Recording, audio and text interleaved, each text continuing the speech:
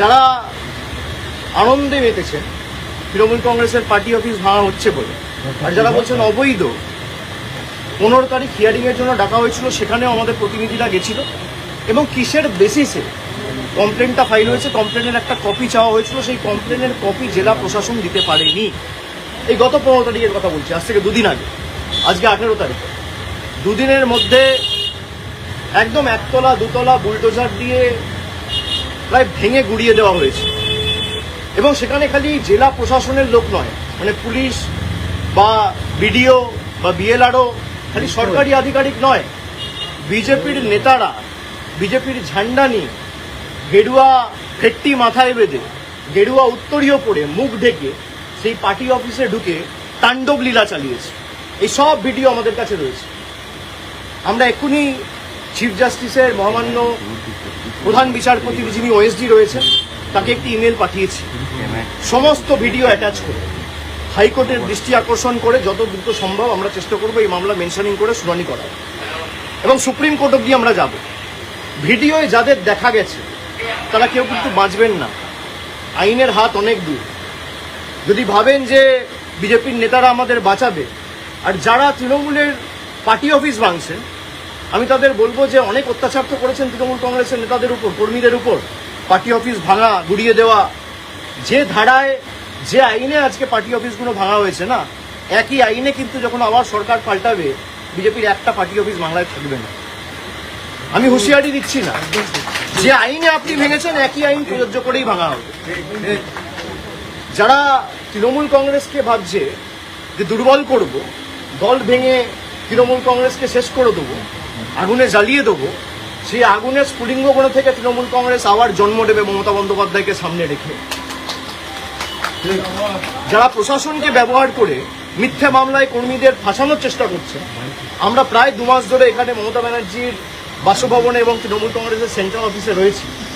প্রায় 1000 জন কর্মীর bell anti bell আমরা করিয়েছি, বিচার ব্যবস্থার দ্বারস্থ হয়েছে। যখন একটা কেস সাবজুডিস রয়েছে, একটা মামলা করা হয়েছে মে মাসের 7 তারিখ 8 তারিখ, আজকে জুলাই মাসের 18 তারিখ, আপনি সেই মামলা উপেক্ষা করে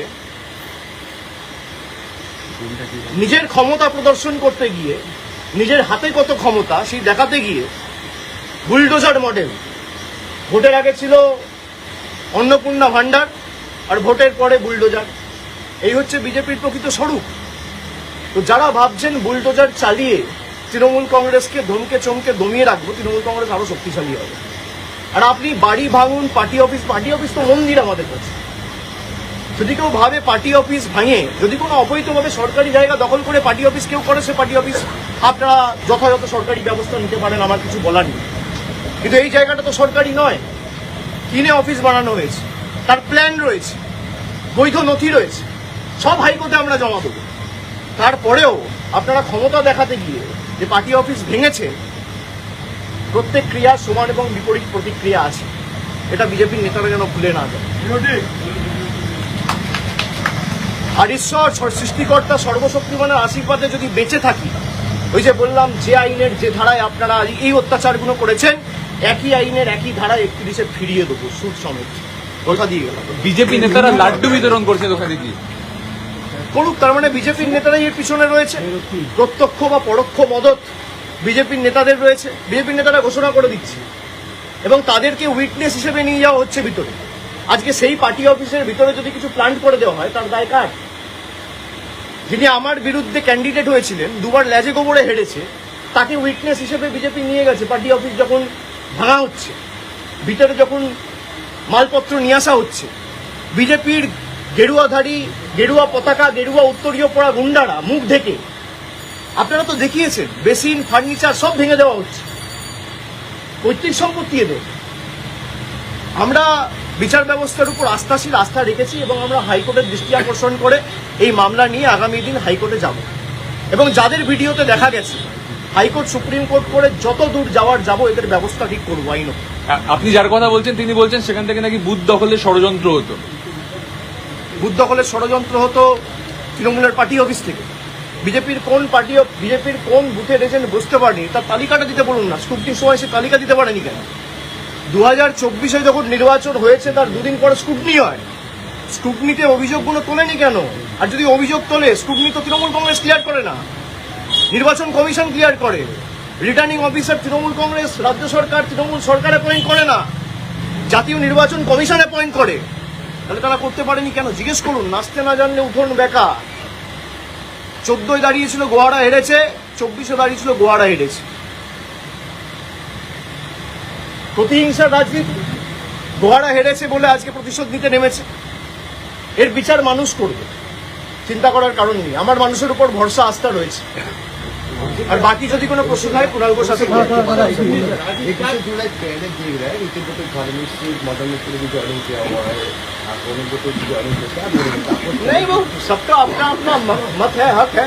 जिसको जहां जाना है जाए, उसमें दिक्कत क्या है? लेकिन एक ईडी समन आते ही अगर आप चले जाओगे तो ये साफ है कि आप लड़ना नहीं चाहते हो, आप डरते हो, और डरते हो तभी झुकते हो। भाई अगर आपके पास कुछ है नहीं, अगर मान लो सब कुछ आपका पक्ष में है, तो आप जाओ। ईडी में मेरे को भी बुलाए, मैं तो भागा नहीं हूं। मेरे को 10 बार बुलाए, मेरे को सीआईडी बुलाया, मेरे को एसटीएफ बुला रहा है, मेरे को सीआईडी बुला रहा है, मेरे को स्टेट पुलिस। मेरे खिलाफ कितना एफआईआर हो चुका है? 20, 25, 30 एफआईआर हो चुका है। मुझे खुद मालूम नहीं है। मैं हाईकोर्ट में लिस्ट मांगा हूं कि डीजीपी को बोल के मेरे खिलाफ कितना एफआईआर हुआ है उसका लिस्ट दीजिए। अगर आप लड़ना नहीं चाहते हो, बट अगर आप हार ही मान गए और आपको लगता है कि भाई उनके पास जाएंगे तो ना ईडी टच करेगा, ना सीबीआई टच करेगा, ना पुलिस टच करेगा। हमारे लिए ईडी का प्रोटेक्शन महत्वपूर्ण नहीं है, हमारे लिए जनता का प्रोटेक्शन महत्वपूर्ण है। हम अगर झुकेंगे तो जनता के सामने झुकेंगे, हम अगर झुकेंगे लोकतंत्र में लोगों के सामने झुकेंगे, जनता के सामने झुकेंगे, दिल्ली के दरिंदों के सामने झुकेंगे नहीं। 21 জুলাই চলে এলো, এখন অব্দি তো মঞ্চ বাঁধা হয়নি। 21 জুলাই চলে এলো, মঞ্চ বাঁধা হয়নি। কর্মীরা সব হবে, আপনারা তো চিন্তার কারণ নেই। 21 জুলাই আসবেন কভার করতে, আপনাদের জন্য প্রেশার আলাদা ব্যবস্থা করা হবে। সে তো ডেফিনেটলি চিন্তা করবেন না।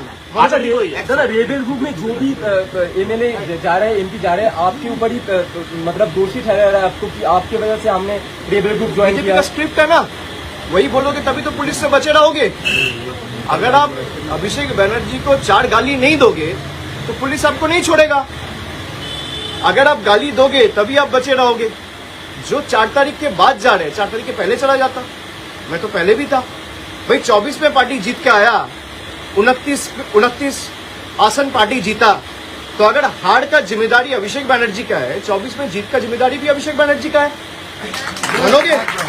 और अगर किसी को मेरे से दिक्कत है, मैं तो चुनौती देता हूं। भाई 60 एमएलए गए हैं, कुछ लोग गए, 20 एमपी गए, मैं आपको चुनौती देता हूं, आप लौट के आओ ममता बनर्जी के पास, 24 घंटे के अंदर मैं अपना इस्तीफा दे दूंगा। ओपन चैलेंज दे रहा हूं, आप लौट के आओ, 24 घंटे के अंदर मैं अपना इस्तीफा दे देता हूं। 24 घंटा, चलो 24 घंटा छोड़ दो, 1 घंटा मिलेगा और कम करता हूं। आप आओ, आप यही कह रहे हो ना अभिषेक बनर्जी छोड़ देगा? आप यही कह रहे हो अभिषेक बनर्जी छोड़ देगा, हम सब आ जाएंगे। आप आ जाओ, 3 बजे आ जाओ, मैं 4 बजे छोड़ देता हूँ। তাহলে তো কমন টার্গেট আপনার নাম। আমি তো সেটাই বলছি যে যাদের সমস্যা রয়েছে তারা যদি বলে যে দলের এই পারফরমেন্সের জন্য বা পরাজয়ের জন্য যদি অভিষেক বন্দ্যোপাধ্যায় দায়ী হয়, তাহলে 24-এ যে তৃণমূল কংগ্রেস 29টা আসন পেয়েছে তার কৃতিত্বও আমার।